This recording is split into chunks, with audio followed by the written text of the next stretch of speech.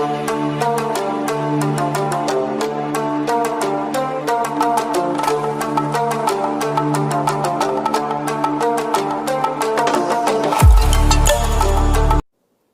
countrymen, it is sad that while government focuses its attention resources to battle the coronavirus, there are those who take advantage of a preoccupied government. One of them is Senator Frank Drilon. In an interview, he arrogantly mentioned, among others, that oligarchs need not be rich. Then he linked the anti-dynasty system with oligarchy, and the topic was my daughter and son. This happened after the Committee of Franchise voted 70-11 to deny the grant of franchise to ABS-CBN. Obviously, he was defending the Lopezes, that they are not oligarchs. Great wealth enables economic elites and corporations to influence public policy to their advantage. Media is a powerful tool in the hands of oligarchs like the Lopezes, who use their media outlets in their battles with political figures. I am a casualty of the Lopezes during the 2016 election. The dealers and purveyors of illegal drugs, hiding in the shadow of COVID-19, have stepped up their activities. The amount of shabu valued at millions of pesos seized during police operations speak volumes of the enormity and the weight of the problem that we bear. The corrupt, the grafters, and the influence peddlers also take advantage of their fear and confusion that coronavirus generates the financial and material assistance of government to the unemployed, the sick, and the destitute, running into billions of pesos, are not spared from corruption and ineptitude. Even the donations for well-meaning private persons are schemed before reaching their intended beneficiaries. It is like snatching food from the mouths of the babes. The profiteers, overpricers, and the corrupt felons must be laughing while they stash their dirty monies, but not for long. They cannot outrun the long arm of the law. In these regards, the words of former President Ramon Magsaysay ring fresh and relevant today as the day they were said decades ago. He said, "We need men of integrity and faith like Rizal and Del Pilar, men of action like Bonifacio, men of inflexible patriotism like Mabini. We need their zeal, their self-reliance, and their capacity to work, their devotion to service, and their ability to lose themselves in the common cause of building a nation. If we allow greed and self-interest and ambition to rule us, then, as stated by one prominent physician, we will be left with nothing better than the lesser evil instead of the greater good."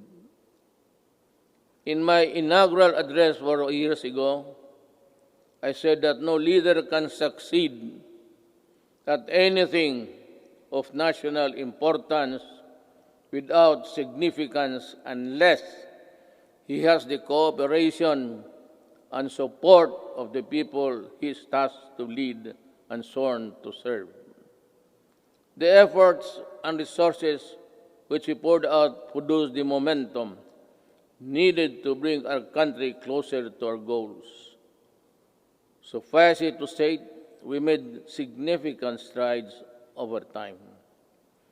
Over 4.3 million poor families benefited from the Pantawid Pamilya. Over 92.2 million beneficiaries received subsidies under the unconditional cash transfer program. We also made available tertiary education and universal health care. Public utility drivers were given assistance to the Pantawid Pasada program. There are complaints that some drivers did not receive any assistance at all. I have directed the SWD and DILG to look into this. I welcome the passage of the law postponing the barangay and sangguniang kabataan elections. The postponement saved much-needed government funds and ensured the implementation of projects under the current barangay officials. In the hindsight, it also saved us from holding the polls while we dealt and continued to deal with the pandemic. The Malasakit Centers Act has proven to be a great help to our less fortunate citizens needing medical services through one-stop platform in government hospitals. We commend the initiative and work of Senator Bongo in this regard, as well as other significant pieces of legislation as of today. There are 75 Malasakit centers serving Filipinos all over the country. These centers will be of great help in ensuring that our people remain healthy and resilient during these challenging times. The Salary and Standardization Law of 2019 increases the salaries of civilian government workers.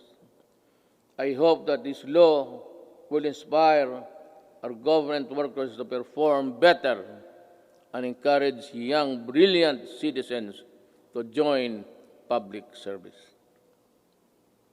I appreciate the law of establishing the National Academy of Sports.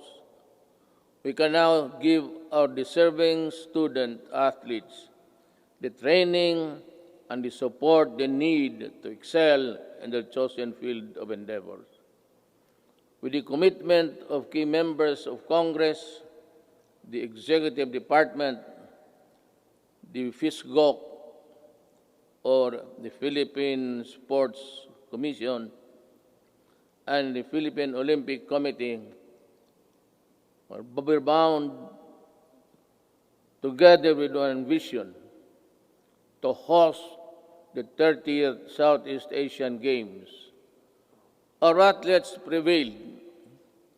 More than that, we fostered pride, patriotism, genuine sportsmanship, and camaraderie in our South Asian brothers and sisters. Indeed, we won as one. To our business community and the general public, we assure you that the landmark ease of doing business and efficient government service delivery act has been gaining momentum. We are closer to eliminating over-regulation in government services. Frontline processes, including consular services, processing of building and business permits, and the services of overseas Filipinos and seafarers were streamlined. Passports and driver's license validity were lengthened to ease the burden of the public. We received a BBB plus credit rating despite ASEAN credit rating downgrades and negative outlook revisions worldwide.